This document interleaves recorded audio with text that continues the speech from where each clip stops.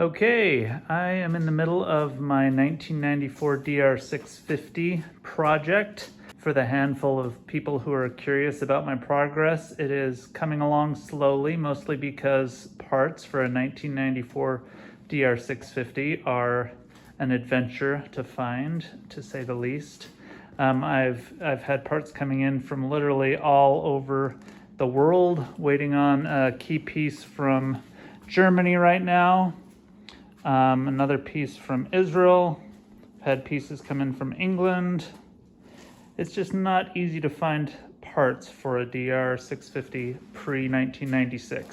In 1996, they had a major overhaul, and from 1996 to current, it's super easy to find all sorts of things. But one thing that I definitely need to do on this bike is replace the chain. The chain is just all old and gross.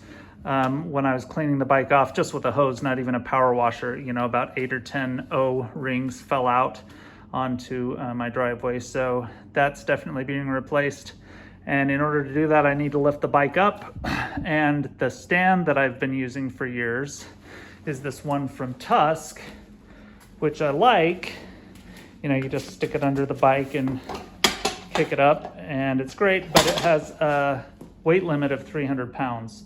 It's kind of hard to find exact numbers on this, but I think this is about 400 pounds, a little bit less because I don't have the gas tank on or the seat, but anyway, way over the 300 pound limit of that little Tusk guy. And I've been using the Tusk one on my 300L Rally, which is about 330 pounds. It's been working okay, but really I've needed a sturdier jack for a while. So I just ordered this one yesterday from Amazon. It's made by Vivo Home, sports up to 1,100 pounds. It was only $80, and we're gonna see how it is. I'm not sponsored by these guys or anything. So this is just gonna be a straight up unboxing, see how it works, see if it'll lift up this bike. It extends to a maximum of 14.5 inches, it said, so I may need to, throw some blocks of wood underneath it to lift the bike all the way off the ground, but we will see. All right, so I'm gonna pop this open, we'll see what we got.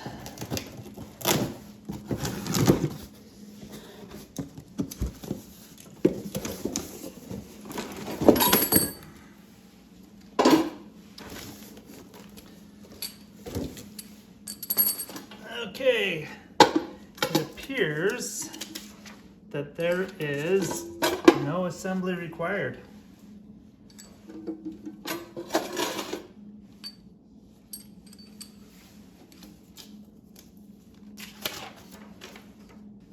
Yeah, it's got a part list here with all the components of this thing, but it's all put together, so that is handy.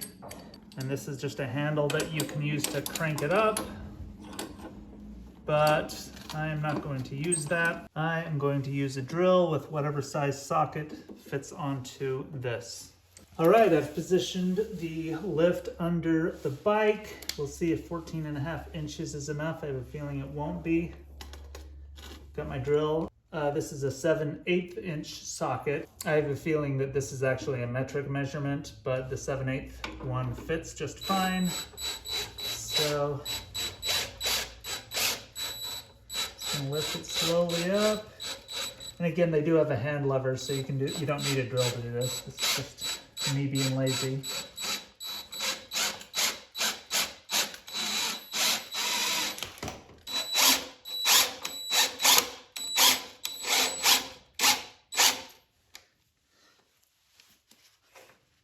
Almost there.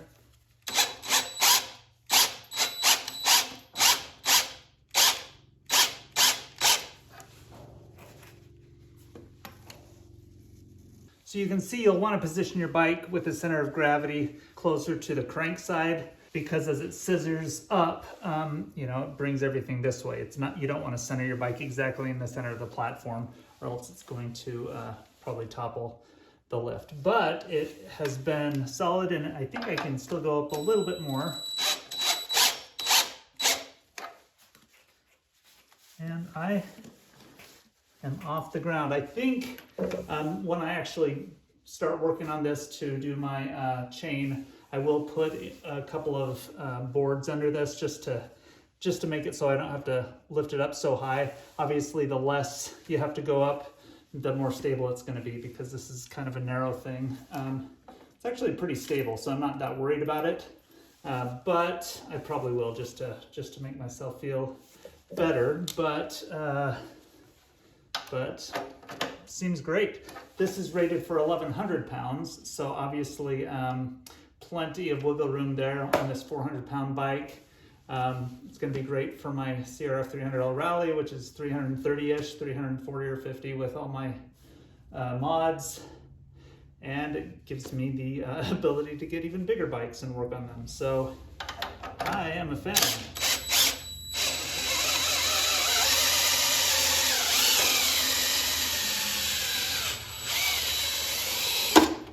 And it goes down to, I think, 3.5 inches is what they said.